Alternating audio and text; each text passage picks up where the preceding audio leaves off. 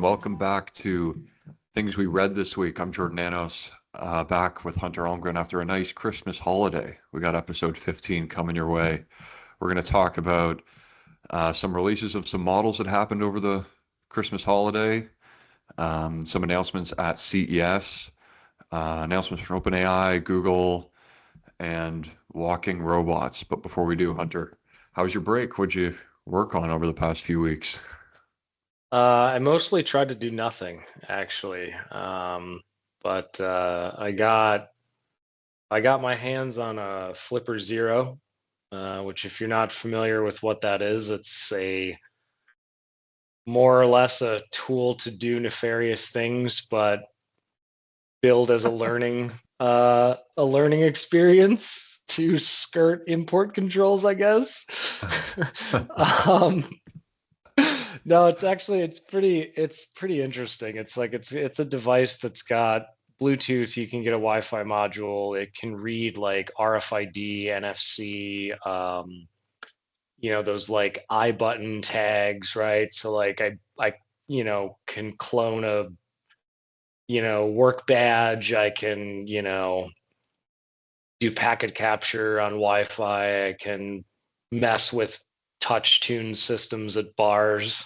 I don't know. Like there's just it's kind of cool to just like it's I don't know, it's a cool thing to screw around with and just learn about like how insecure a lot of the physical access control systems that we use every day really are, right? I mean, Yeah.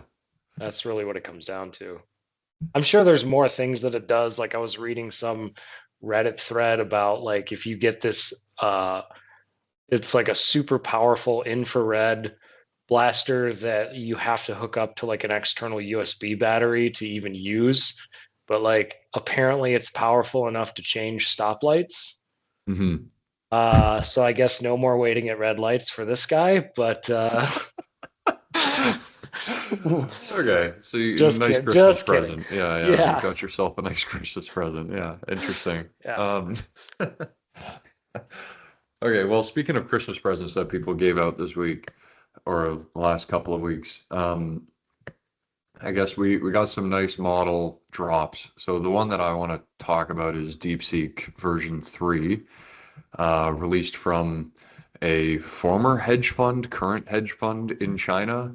It kind of brings together a few different things that we've been talking about. One is that um, Chinese companies are releasing models open source today, and two is that they're really good. So, um, Yeah, DeepSeek I mean, specifically is set to outperform a lot of um, certainly open source models, but even some of the labs in the US. And I think the big thing is that it's rumored to have been trained on a cluster. Well, they say in their tech report it was trained on a cluster of 2000 H800s, which is like a nerfed version of the H100 that can ship to China.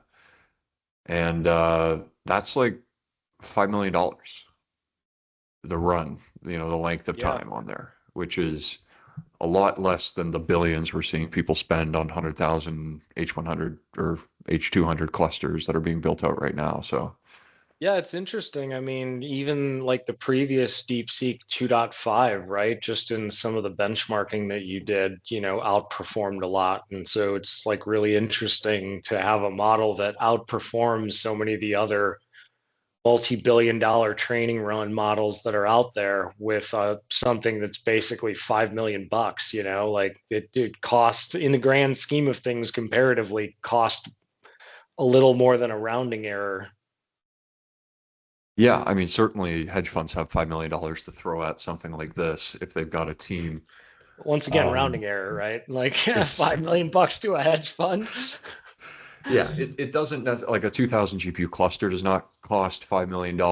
And I'll just put the author names on screen here and flash the technical paper. So, or the technical report. I mean, it's like 100 additional authors not shown. so, there's a few people who got their name on this report. But from the, training costs, it's like which run for pre-training did they actually publish? And so Hmm. clearly, the amount of work that they put into infrastructure, and just like the distributed training stack is incredible. It's a mixture of experts model. So it seems to show some of the technology that's being used by the frontier labs in open source. Hmm.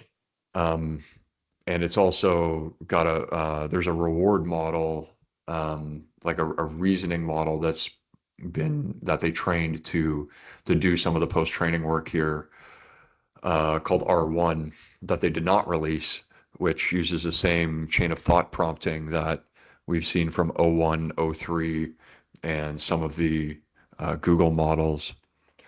So, I mean, huge advancement, I think, in terms of what we have available in open source.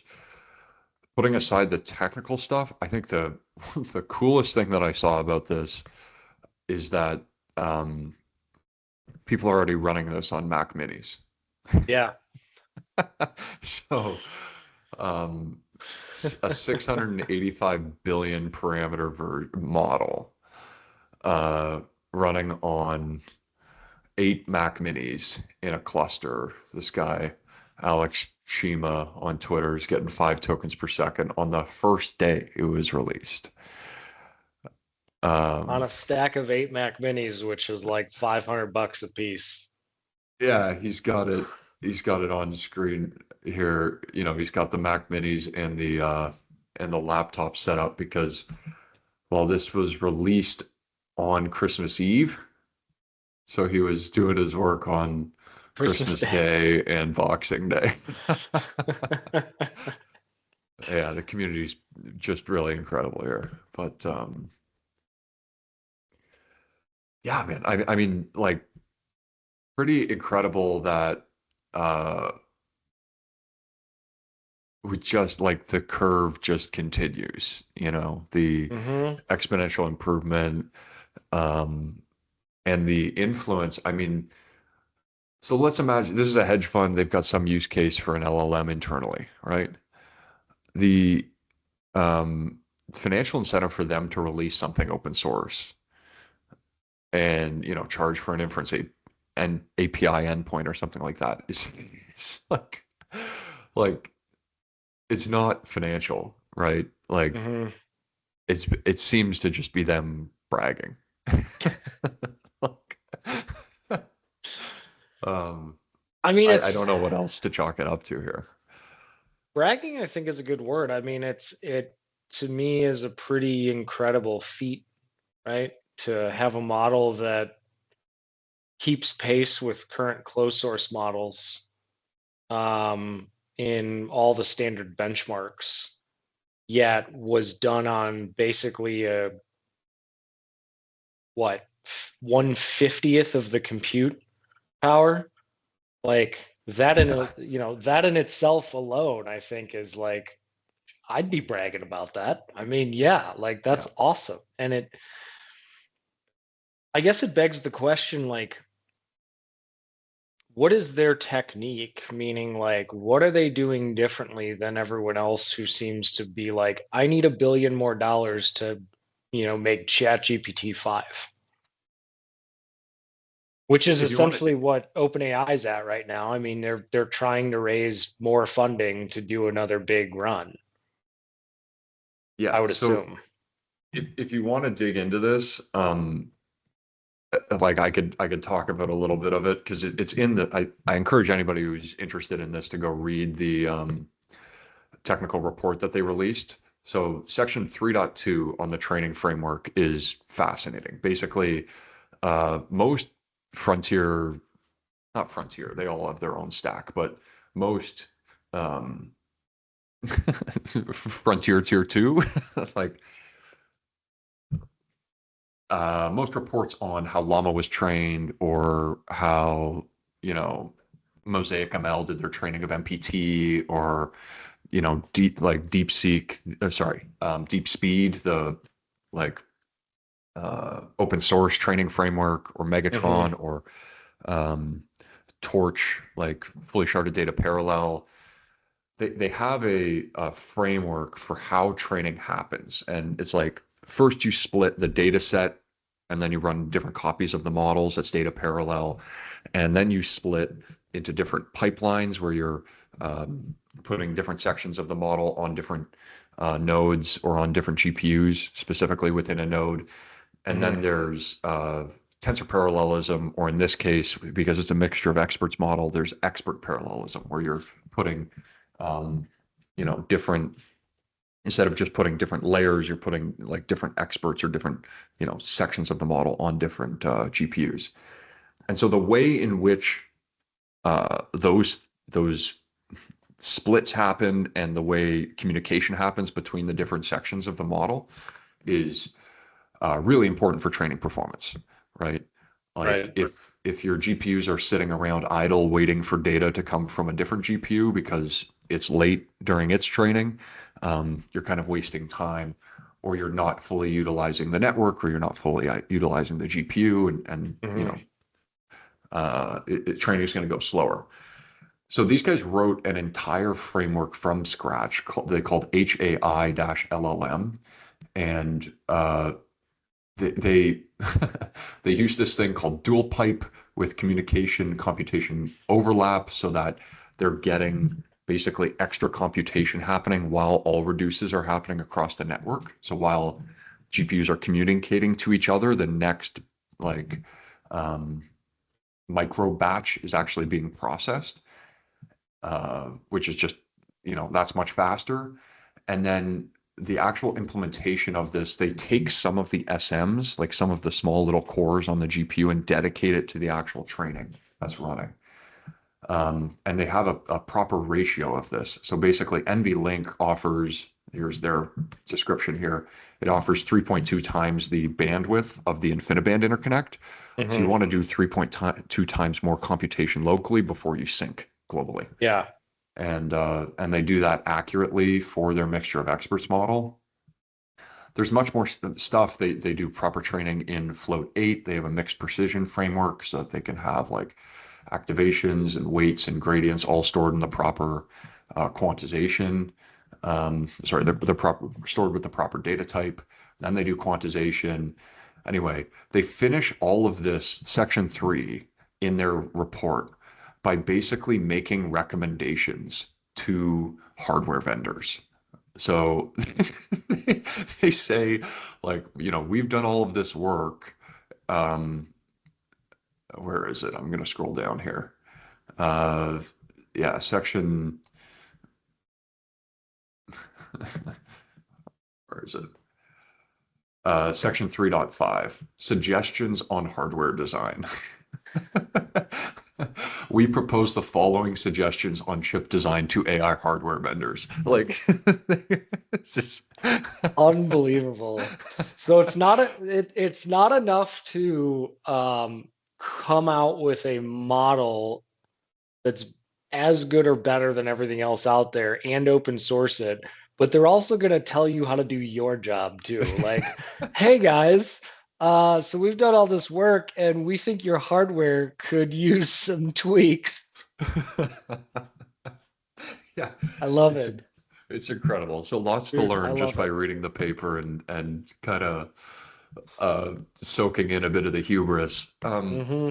Maybe one comment that jumps to mind. I'm not going to share the full text here, but we talked about it on a previous episode with respect to, I think, Clem from Hugging Face, like the CEO of Hugging Face's comments on Chinese LLMs and how he was kind of concerned about the security aspects of it. Somebody pointed out that basically a lot of people use these LLMs to make decisions, broadly speaking, but specifically to write code. This model writes a lot of code. And we just saw, I've talked about it, again, another thing previously, but all of the vulnerabilities that were caught in the compression library in like the Linux kernel and XZ utils. And basically if a model is making recommendations to people to use certain libraries to implement code in a certain way, um, it could expose that code that's being written to vulnerabilities. And I think it's a simple example to illustrate like why you want to run with a model that you trust and why um, a DeepSeek model may not be the perfect choice for generating code uh, in certain software systems. Yeah, makes sense. I mean, we've all seen the obvious downsides of backdoors in software, just given the news over the break about telecoms being hacked, right? The US Treasury being hacked. Like almost Yeah, like if you put a door there, someone will find it, you know? yeah, yeah. I mean, yeah, and yeah, I think the other thing that people have pointed out is that possibly this was trained on synthetic data generated by frontier models, Hmm. which could be, a violation of the terms of service for those models. Um, and I find it funny that people are kind of doing a bit of whataboutism here for the Chinese models. It's like OpenAI is being sued by the New York Times for violating terms of service to generate their model, but then you can't use their model to generate some synthetic data to train on. Hmm. It's like okay, I don't know. Um, but yeah, I mean, lots of discussions about DeepSeek. I think it's cool to see this is what you can basically do with 2000 H100s and a just completely uh, sophisticated training stack.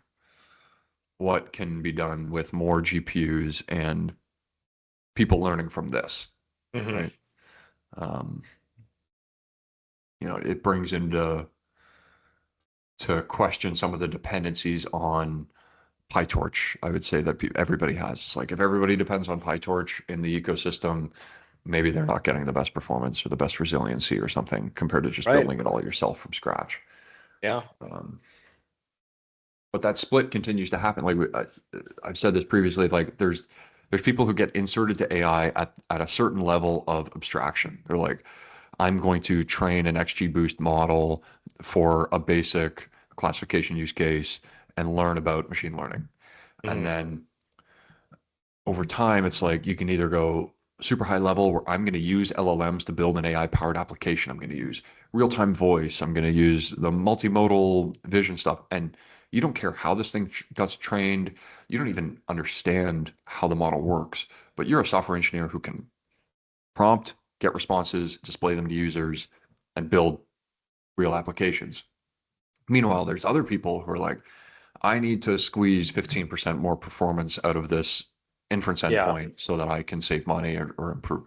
And they're like going from, intro in XGBoost to PyTorch to CUDA to like, you know, basically CUDA is a whole stack of different libraries, but like low level CUDA libraries and writing stuff for themselves. Now you're writing code in C instead of you started in Python and you can go to like TypeScript, or you can go start in Python and go down into C, C++. Um, Well, and that's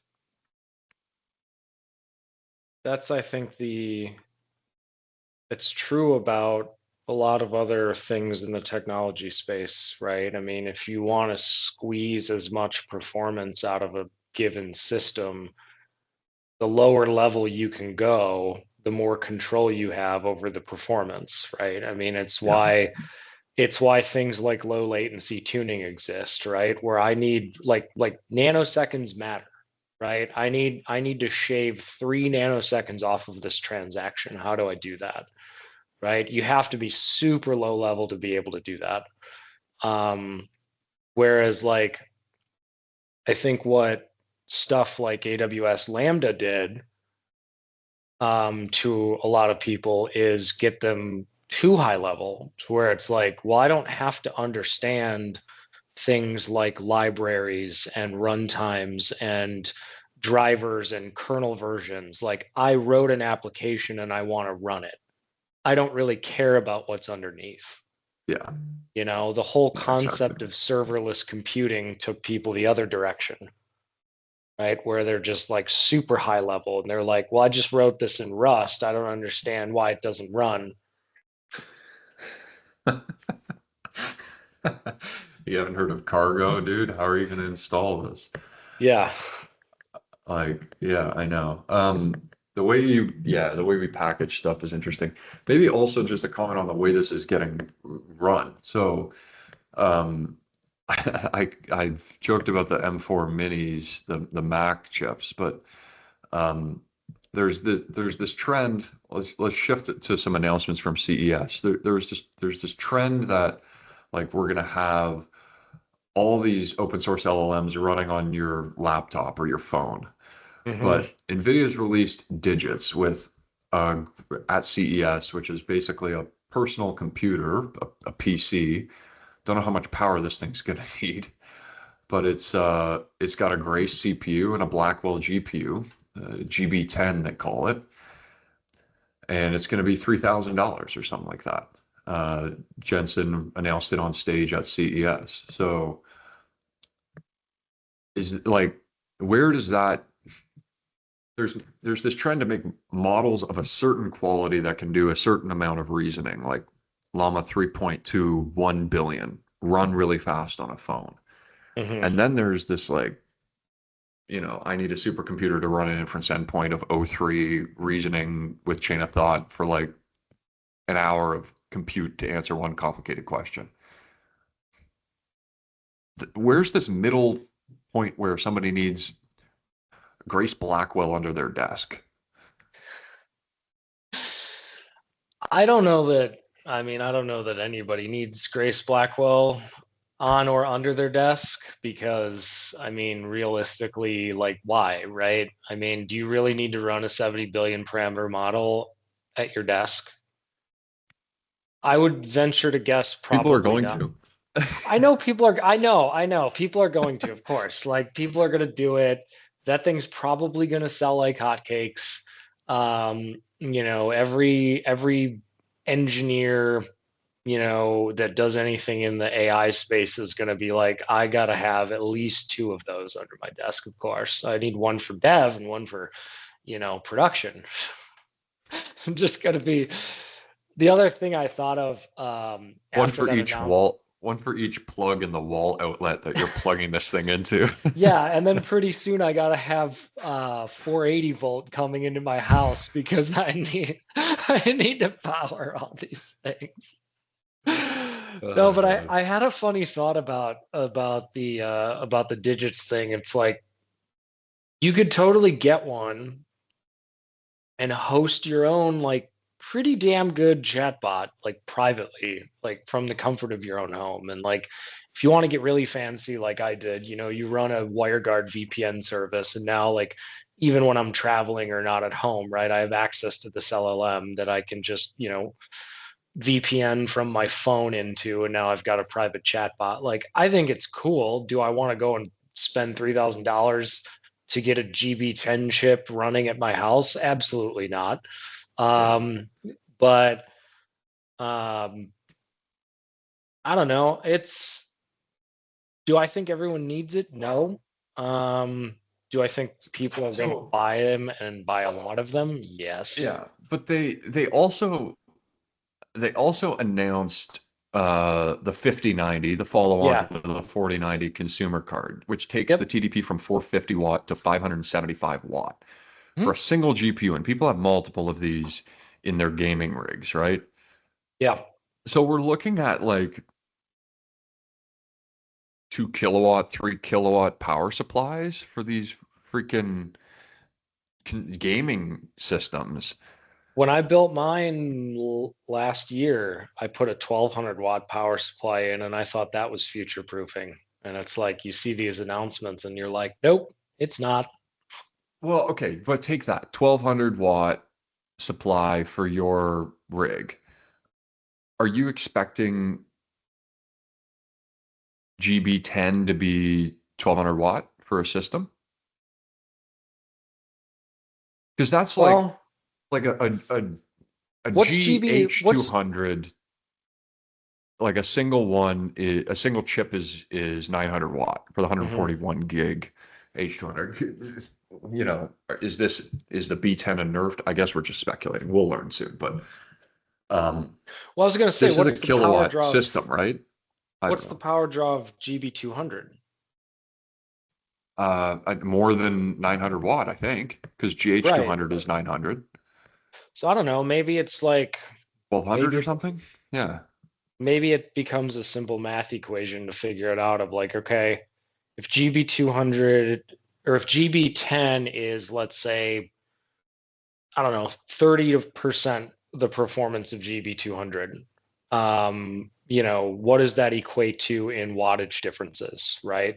Do I take, is it also 30% of the wattage? Or one of the things that I've struggled with over the years to figure out is why why thermal design, like why TDP, like the actual design aspect of it has gotten worse over time and not better. Like when I'm doing like benchmarking of like Intel CPUs, right? yeah, There's certain Xeon processors that draw so far above their rated TDP, you hit throttling. yeah. And I've often been like, why is this even a problem? Like, why does this CPU, you're telling me it's 400 watts at max turbo boost, all cores enabled. That's what it's going to draw. Yet what I'm seeing in the power regulator is 460 watts. That kind of becomes a problem in a data center setting, right? When I'm planning for 400 and then they're drawing 460. So it's That's like, that's exactly what's been seen with the H200s yeah, so far, right. right? And Like so massive spikes.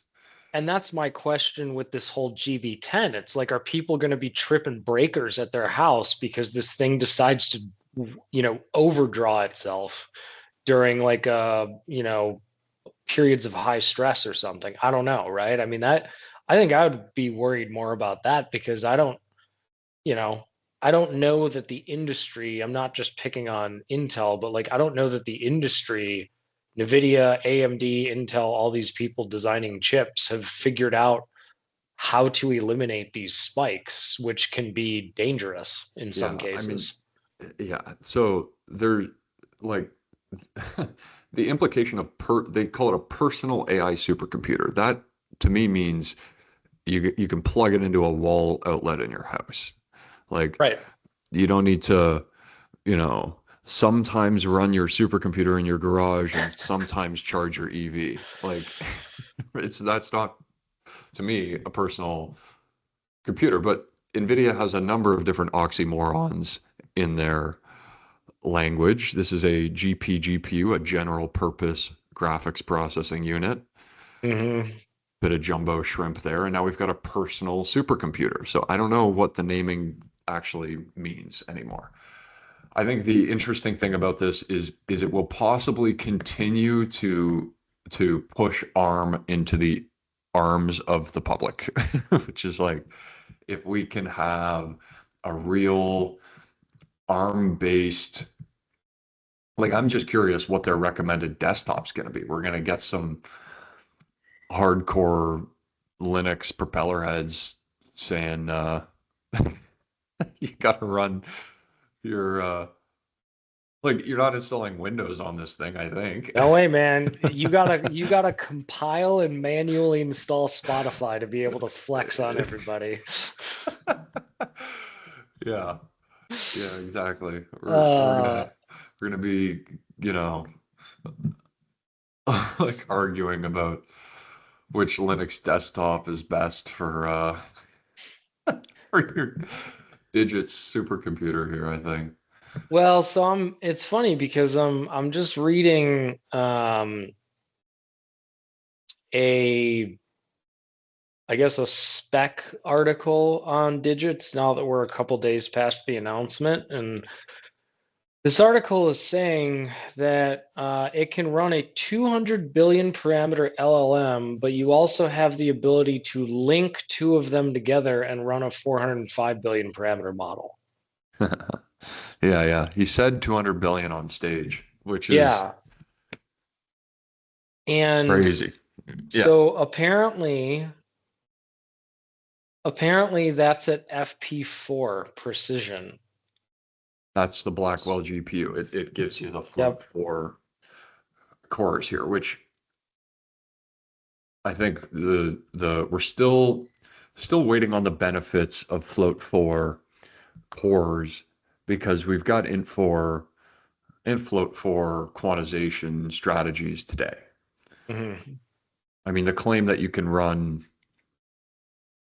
uh, a 405 billion parameter model on, you know, chips that add up to 200 gigs of memory with like low quantization in 4 is that's possible today on server side. So um, yeah, I don't know, man. The How about we move on to one of Jensen's other announcements during that keynote related to quantum computing. You got an article Yeah, or something to share I here? do here. Let me pull it up here for a second. So during that CES, Jensen said that it would be 15 to 30 years before quantum computing is commercially viable. And the CEO of D-Wave, who, if you aren't familiar, D-Wave is a company that makes quantum annealing computers, said that, let me find it. Um, he listed off a bunch of companies like MasterCard and NTT are using our quantum computers today, not 30 years, not 20 years, not 15 years, but right now today.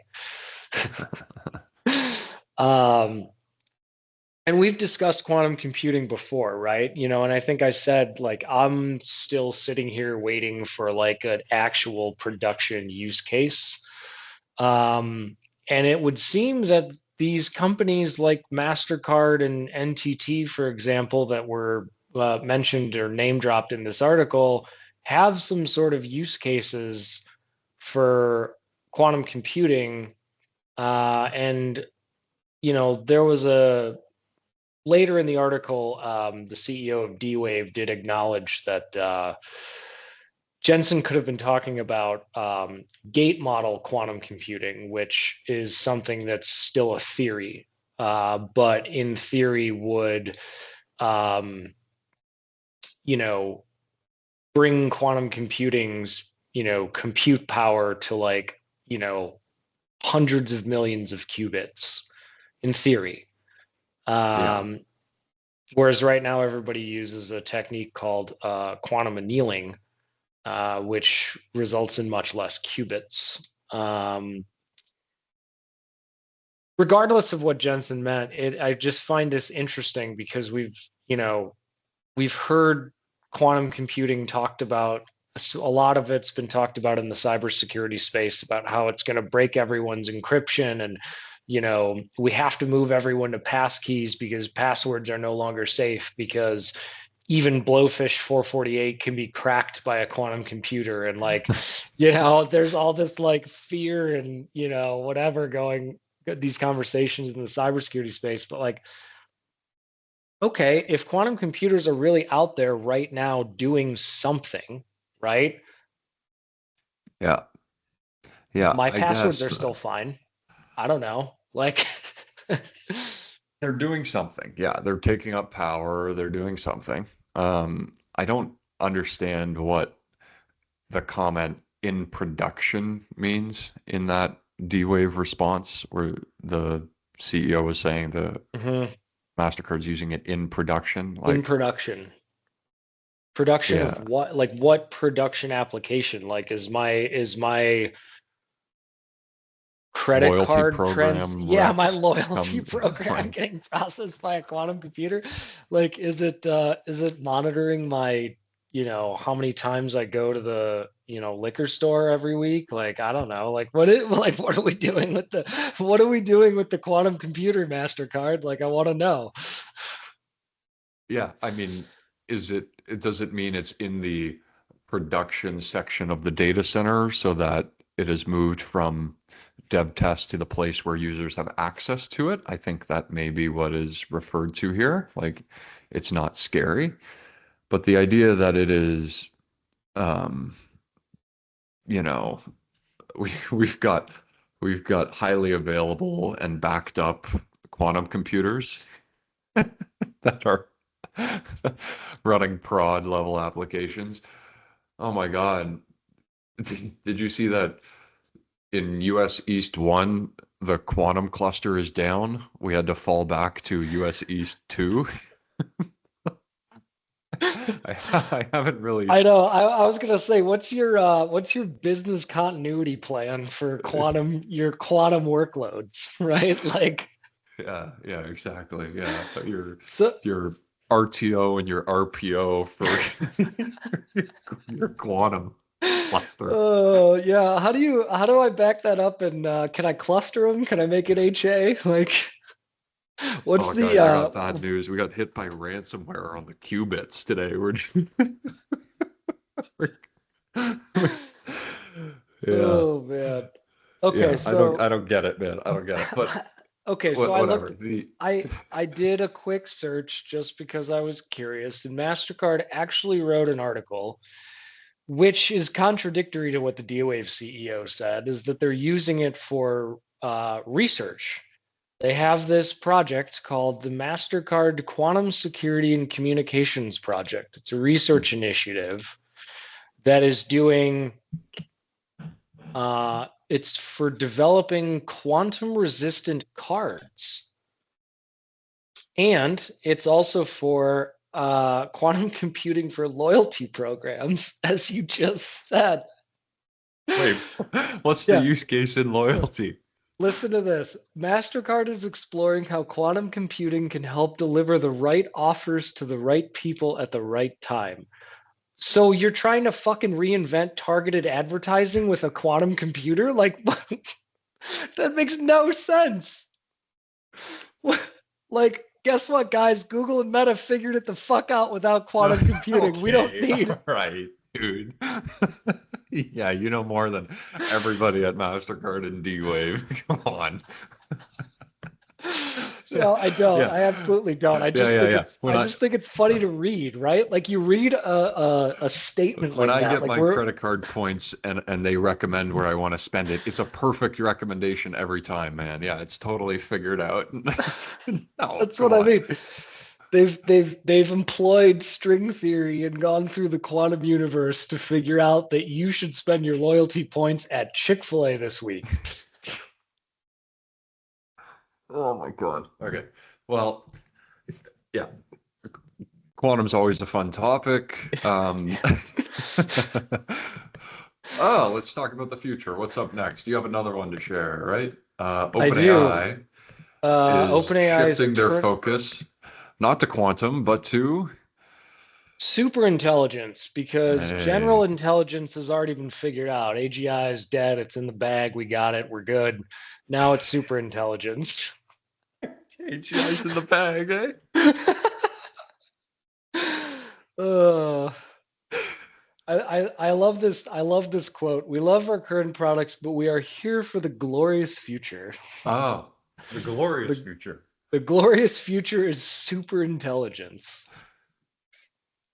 Yeah. And massively increase abundance and prosperity. Like, is Sam Altman giving a speech at the World Economic Forum, or is he just like making a product announcement? I can't figure it out.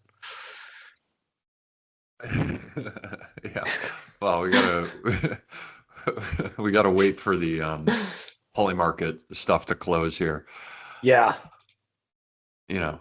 So I think uh, so the the definitions of AGI and ASI have always been interesting. I can make a comment here. One of my favorite Reddit comments that I saw on this was saying that intelligence was like mobility. So Hmm. if a human can walk at 3 miles an hour or 8 miles an hour, and maybe you can run at 20 miles an hour, but the fastest sprinter in the world, Usain Bolt, hits like 30, 35 something miles an hour. Like I remember the top speeds of these guys in the Premier League in soccer, like 33 miles an hour or something like that. Anyway, AGI would be like a machine that can run as fast as a human. Hmm.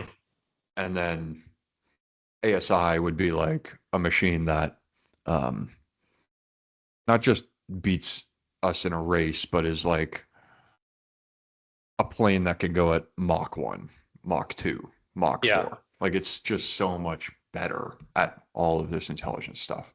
Hmm. This intelligence stuff. That, it's kind of like so far beyond what we can understand. Um, AGI and specific benchmarks to try and find AGI, it seems like this cat and mouse game that's happening right now where um, you have this really incredible model that can do just about anything reasoning wise, right? And then people find some ways in which it fails and they go, well, it's not AGI yet because it fails. And you go, well, Yeah. some humans still fail at some things, even if they're the smartest humans on the planet. And so they start designing these benchmarks that specifically are easy for humans and hard for models, like the ARC AGI benchmark that O3 passed pretty Hmm. clearly, pretty quickly. Um, I get, this term, people say this term like there's echoes of AGI in the current models. I don't understand what that means. I just use these models and they make stuff up sometimes about code and Linux packages, you know. Hmm. They just don't know everything on the internet yet. And to me, the idea that one of these models is better than a smart new grad with access to Google to search stuff is just not. Like it can do a lot of things faster than that person can do, but it cannot handle all of the edge cases. So Right. I don't know how there's a shift to super intelligence happening right now. Like they think the training run for AGI is just, it's already being done.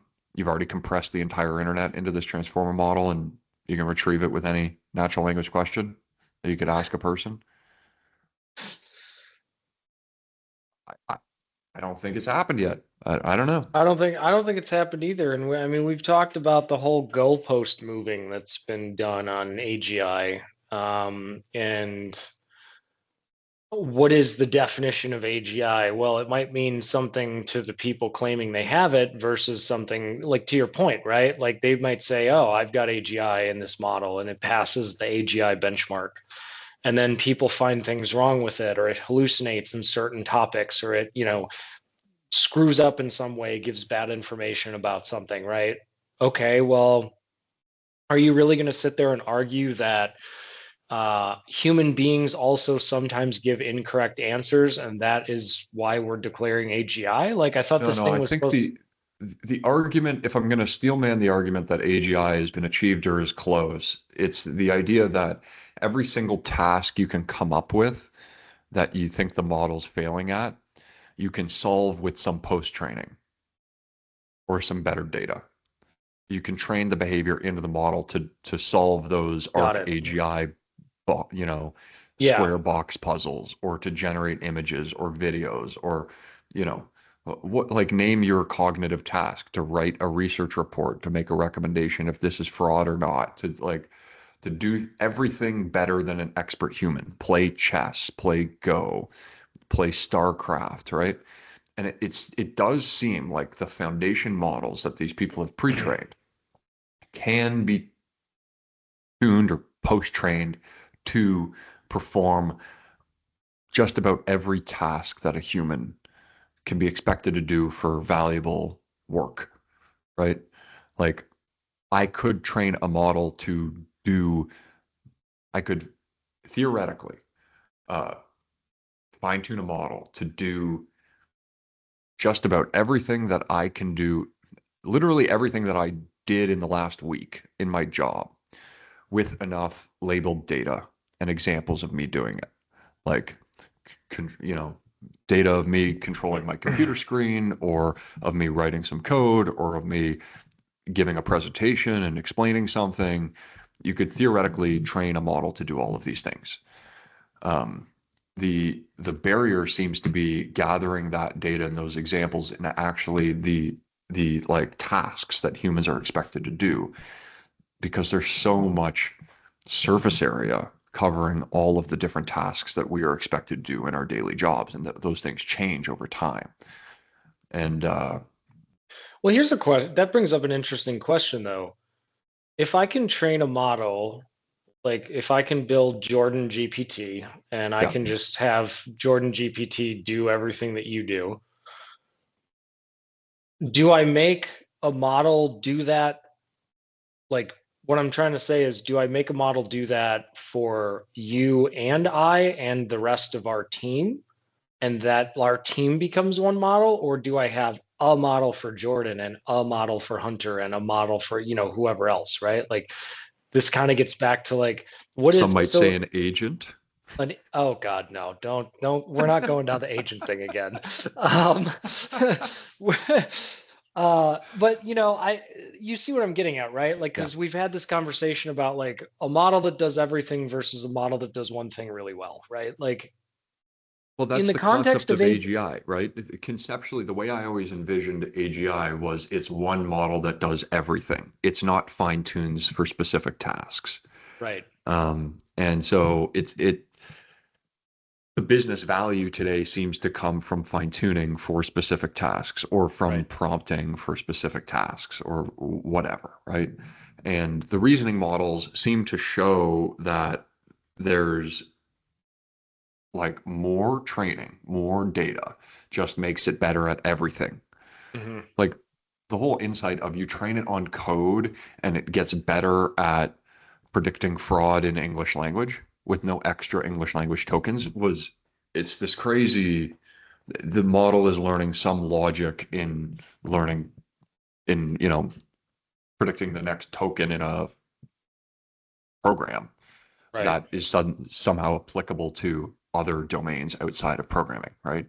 hmm Um, but okay, let me take a step back. There's this framework, this classic consultant 2x2, right?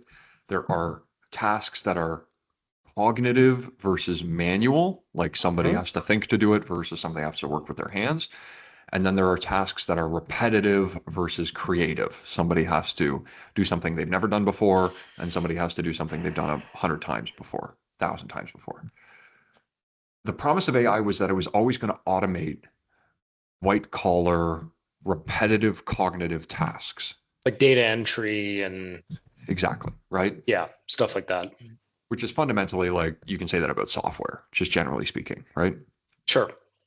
So the thing that is that, maybe that's the bottom left of the 2x2, where some things are more creative and other things are more manual, or more repetitive, and other things are more cognitive, more manual, right? There's two axes by which this model is improving. One is that it's getting better at performing tasks that it's never seen before, or only seen one example of, or are just hmm similar to something else, and it hasn't done it 1,000 times before with training data. And the other thing is that with the world models and these robotics, it's getting better at actually taking actions in the real world. So doing things that are manual, like literally walk around and fold the laundry and cook dinner, right? And to me, I don't understand how you can claim AGI in the purely cognitive setting.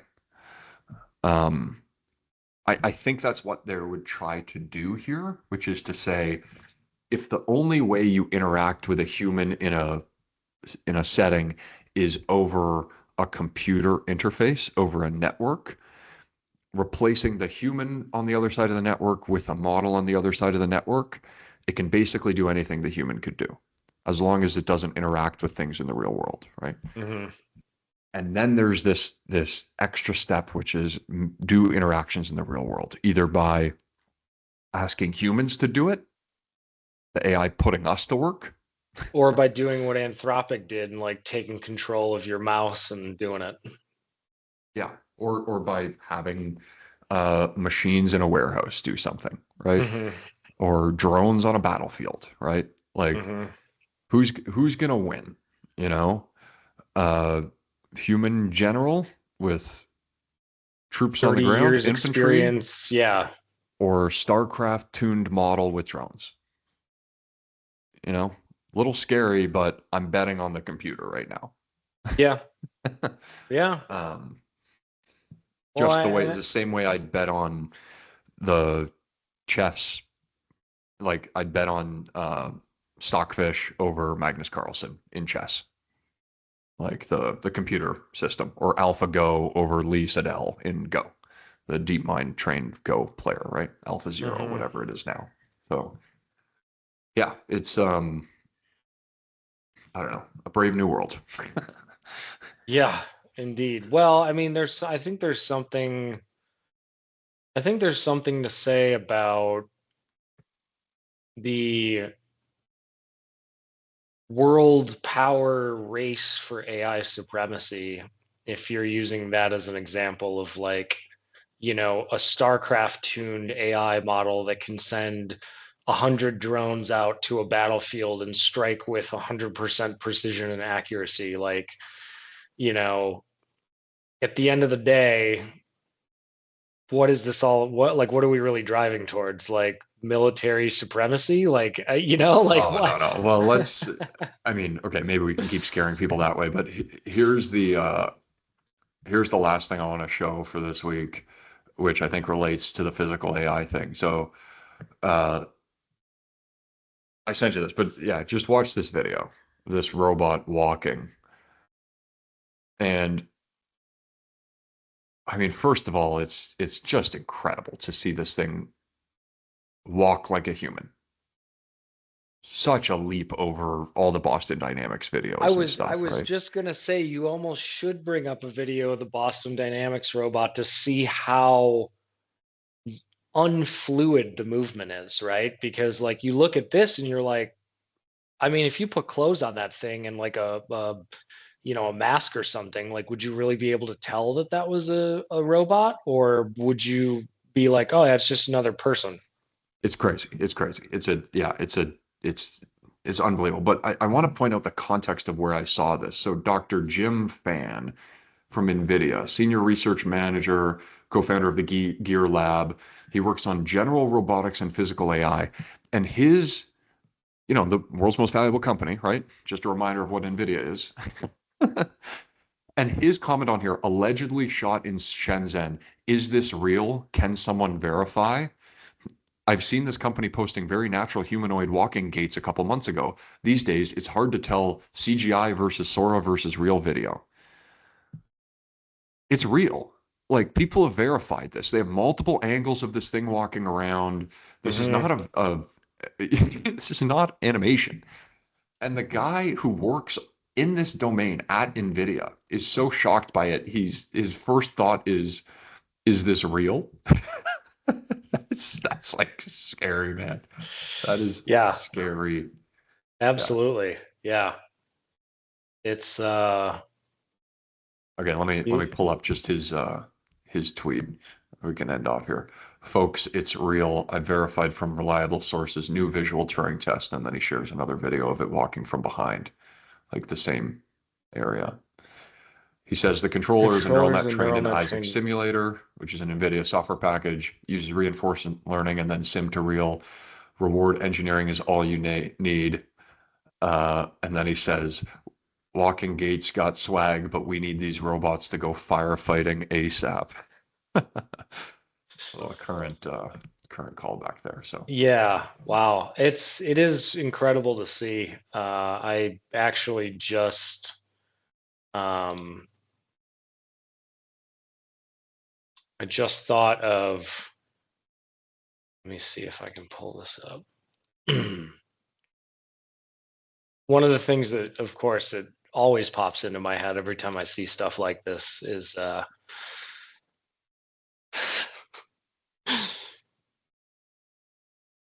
my God.